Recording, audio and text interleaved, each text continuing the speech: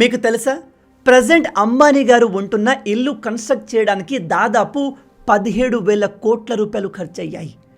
ఆ ఇంట్లో special IMAX theatre కూడా ఉంది. ఆ ఇంటిని యాంటిలియా అని పిలుస్తారు. అయితే మీరు ఎప్పుడైనా ఆలోచించారా, అసలు యాంటిలియా అనే వర్డ్కి మీనింగ్ ఏంటి? షాకింగ్ విషయం ఏమిటంటే ఈ ఇంట్లో దాదాపు 160 కార్లను పార్క్ చేయవచ్చు. ఒక ఇంట్లో 160 కార్లు ఎలా పెడతారు? ఇంకో షాకింగ్ విషయం ఏమిటంటే ఇంత పెద్ద ఇంట్లో అసలు ఏసీలే లేవు. ఎస్, అంబానీ ఇంట్లో ఏసీలు లేవు. మీరు ఈ బిల్డింగ్ని గమనిస్తే దీనిపైన ఒక పెద్ద డబ్ల్యూ షేప్లో పిల్లర్స్ ఉంటాయి. అవి ఎందుకు? అసలు ఈ ఇంట్లో ఏమేమి ఉన్నాయి అనే విషయాల్ని మనం ఈ వీడియోలో డీటెయిల్గా తెలుసుకోబోతున్నాము. నిజం చెప్తున్నాను, ఈ ఇంటి విషయాలు తెలిస్తే మీరు ఆశ్చర్యపోతారు. మనలాంటి వాళ్ళు ఉండే 4-5 ఊర్లు అమ్మినా కూడా ఇలాంటి ఇల్లును కట్టలేము.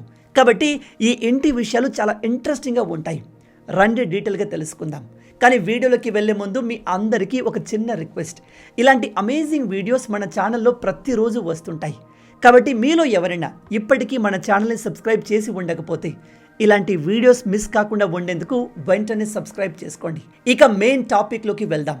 అంబానీ ఇల్లు యాంటిలియా గురించి మనం మొదటగా తెలుసుకోవాల్సింది ఆ ఇంట్లో ఉన్న centralised auto adjusting climate control. సాధారణంగా వాతావరణం బాగా వేడిగా ఉంటే మనం ఏం చేస్తాం? మన ఇంట్లో ఉన్న ఒక డొక్కు కూలర్లో ఇంత వాటర్ పోసి ఆన్ చేసి కూర్చుంటాము. లేదా ఇంట్లో ఏసీని ఆన్ చేసి 21, 22లో పెట్టి కూర్చుంటాము. కానీ అంబానీ ఇంట్లో అసలు ఏసీయే లేదు.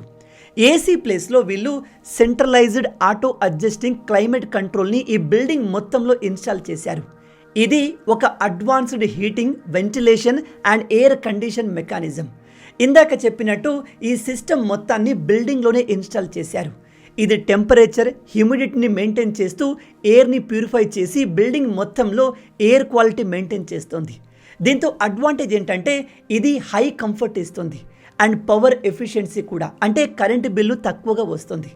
ఇప్పుడు మీరు అనుకోవచ్చు, బ్రో నువ్వు మాట్లాడుతుంది అంబానీ గురించి, అంబానీ కరెంటు బిల్లు గురించి ఆలోచిస్తారు అనుకుంటున్నావా అని. అఫ్కోర్స్ అంబానీ కరెంటు బిల్లు గురించి ఆలోచించాడు, కానీ ఎనర్జీ ఎఫిషియన్సీ సిస్టమ్ గురించి ఖచ్చితంగా ఆలోచిస్తాడు. దీని ద్వారా ఇంకో అడ్వాంటేజ్ ఏమిటంటే ఈ బిల్డింగ్లో ఉన్న ప్రతి రూమ్లో ఒక్కో ఏసీ పెట్టాల్సిన అవసరం లేదు. ఈ మొత్తం సిస్టమ్ని బిల్డింగ్లో ఏదో ఒక ఫ్లోర్లో ఇన్స్టాల్ చేస్తారు. అక్కడి నుంచి ప్యూరిఫై అయిన ఎయిర్ బిల్డింగ్లో ఉన్న అన్ని రూమ్స్లకి సప్లై చేయబడుతుంది. ఇది 2 విధాలా ఉపయోగపడుతుంది. సమ్మర్లో బిల్డింగ్ మొత్తాన్ని కూల్గా ఉంచుతుంది, వింటర్లో వేడిని ఇస్తుంది. అయితే ఈ మొత్తం మెకానిజంని కంట్రోల్ చేసేది BMS, బిల్డింగ్ మేనేజ్మెంట్ సిస్టమ్. ఇది బిల్డింగ్లో ఇన్స్టాల్ అయి ఉన్న ఎయిర్ కండిషన్ యొక్క మెయిన్ బ్రెయిన్ లాంటిది. ఇది బిల్డింగ్లో ఇన్స్టాల్ చేసిన సెన్సార్స్ ద్వారా ఏ రూమ్లో టెంపరేచర్ ఎంత ఉంది, ఏ రూమ్లో ఎక్కువ మంది ఉన్నారో తెలుసుకొని అక్కడ ఉన్న క్రౌడ్కి తగ్గట్టుగా టెంపరేచర్ని అడ్జస్ట్ చేస్తుంది. హైలీ సెన్సిటివ్గా పనిచేస్తుంది. దీనికి మనం ఇన్స్ట్రక్షన్స్ ఇవ్వాల్సిన అవసరం లేదు.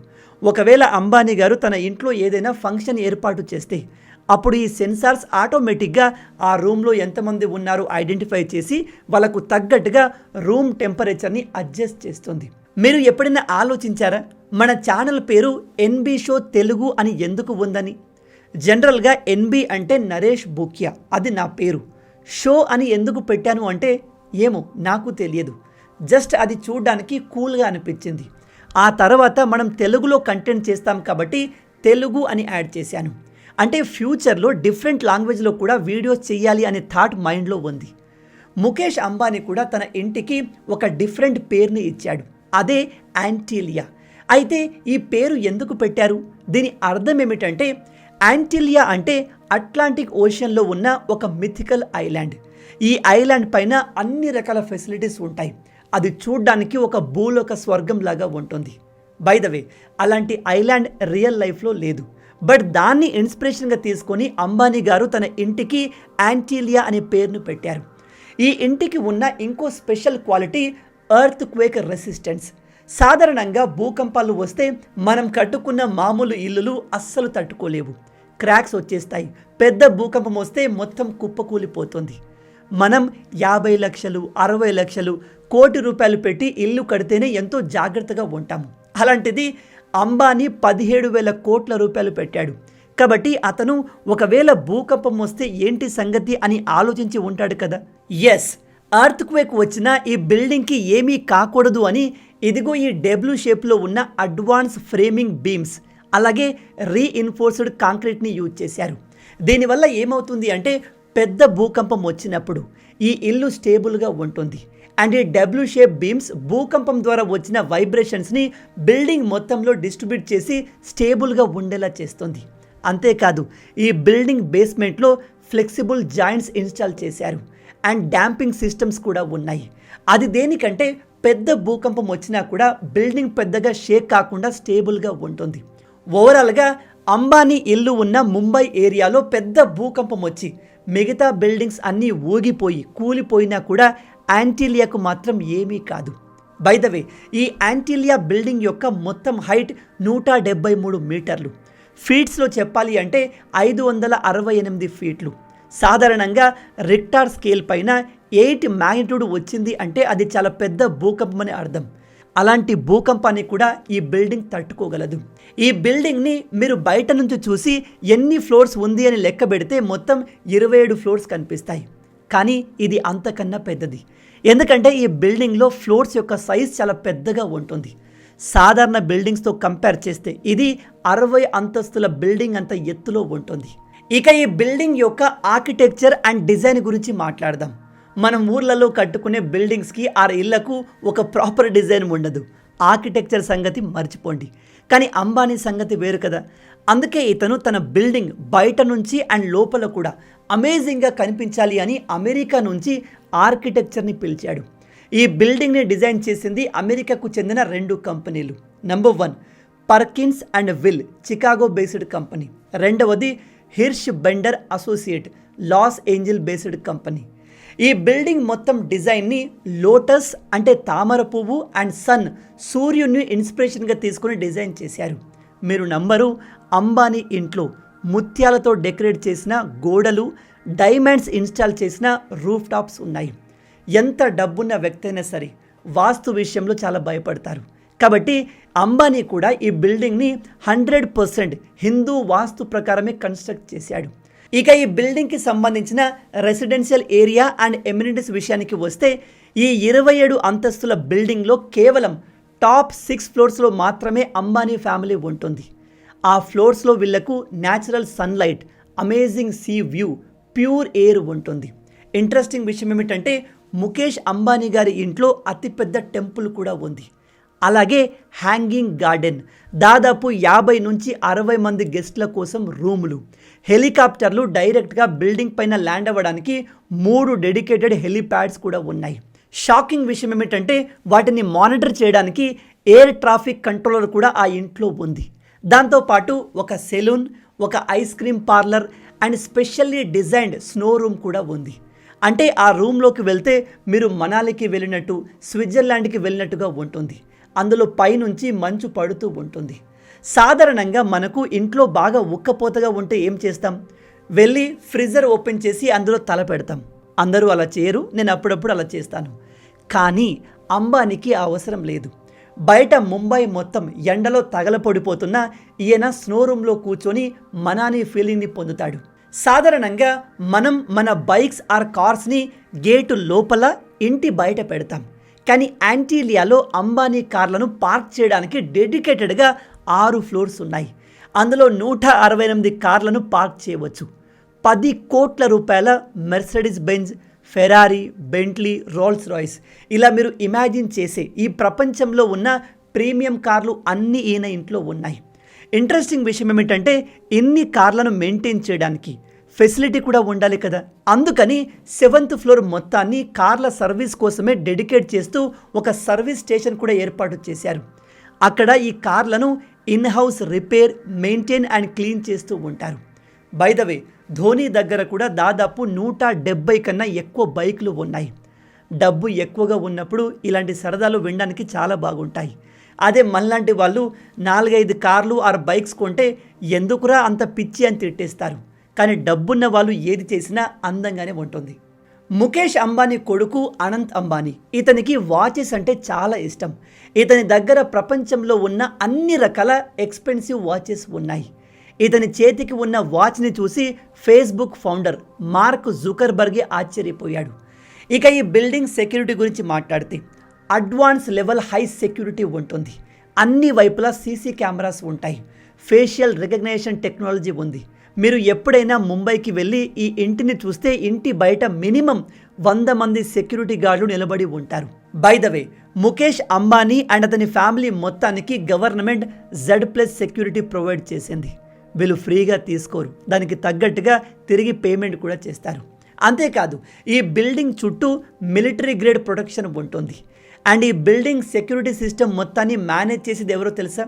మన ఇండియన్ కంపెనీ కాదు, Virginia based company.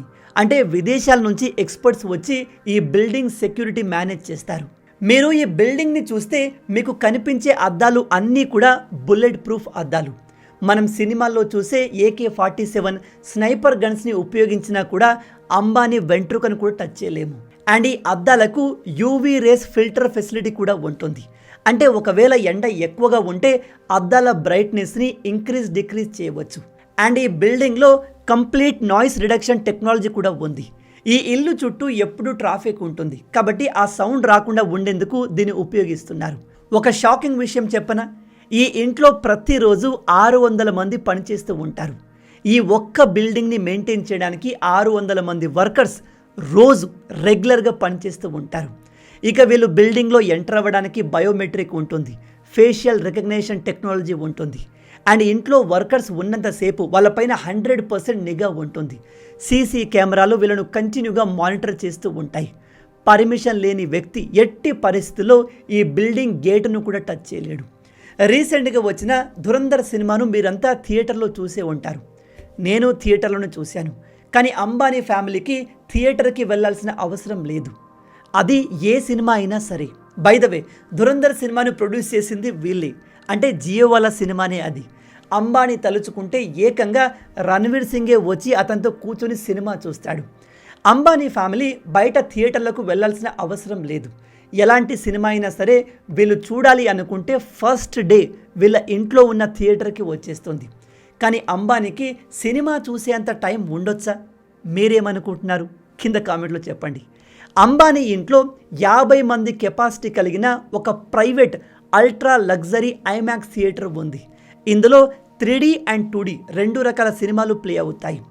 Perfect seating, ఇమ్మెర్సివ్ sound experience కోసం అడ్వాన్స్ సౌండ్ టెక్నాలజీ కూడా ఉపయోగించారు. ముఖేష్ అంబానీ గారు అన్ని సినిమాలు చూడకపోయినా బాహుబలి అండ్ వాళ్ళే ప్రొడ్యూస్ చేసిన ధురంధర్ సినిమాను చూసే ఉంటారు. ఖచ్చితంగా ఆ సినిమాల్ని వాళ్ళ ఓన్ థియేటర్లోనే చూసి ఉంటారు. ఇక మెయిన్ పార్ట్, నేను మీకు స్టార్టింగ్లో చెప్పినట్టు ఈ బిల్డింగ్ కట్టేందుకు అప్రాక్సిమేట్లీ $1.74 బిలియన్ మన ఇండియన్ కరెన్సీలో 16 నుంచి 17 వేల కోట్ల రూపాయలు ఖర్చయింది.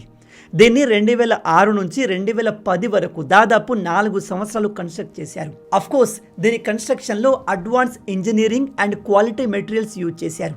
బై ద వే, యాంటిలియా అనేది కేవలం ఒక ఇల్లు మాత్రమే కాదు, ఎవ్రీథింగ్. అంబానీ ఏదైనా ఫంక్షన్ చేయాలి అనుకుంటే ఇంటిలోనే అతిపెద్ద ఆడిటోరియం ఉంటుంది. ఏదైనా ఇంపార్టెంట్ మీటింగ్ చేయాలి అంటే అడ్వాన్స్ మీటింగ్ రూమ్ ఉంటుంది. వాళ్ళు ఏ అకేషన్ చేయాలి అనుకున్న అన్ని రకాల ఫెసిలిటీస్ ఆ బిల్డింగ్లోనే ఉంటాయి.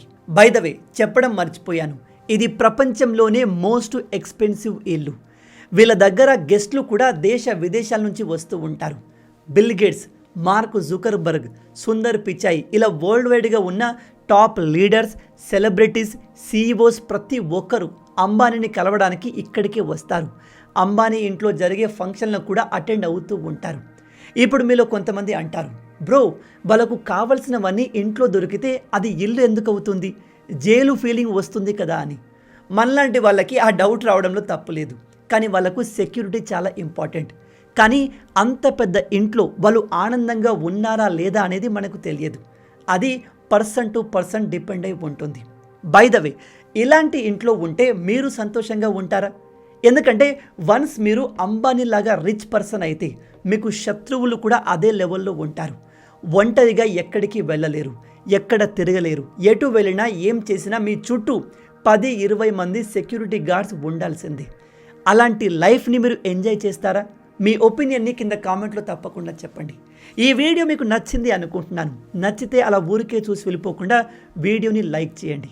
ఇలాంటి అమేజింగ్ వీడియోస్ని మీకు ప్రతిరోజు అందించేందుకు నేను నా టీం ఎంతగానో కష్టపడతాం. కాబట్టి మా కష్టం మీకు నచ్చితే లైక్ చేసి ఛానల్ని సబ్స్క్రైబ్ చేయడం మర్చిపోవద్దు. మీరు చేసే ప్రతి ఒక్క లైక్ అండ్ సబ్స్క్రిప్షన్ మాకు మరిన్ని వీడియోస్ చేయడానికి ఒక మోటివేషన్లా ఉంటుంది. కాబట్టి చేసేయండి. నెక్స్ట్ వీడియోలో ఇంకో ఇంట్రెస్టింగ్ టాపిక్తో మళ్ళీ కలుద్దాం. అప్పటి వరకు గర్వంగా చెప్పండి, జై హింద్, జై భారత్, భారత్ మాతాకి జై.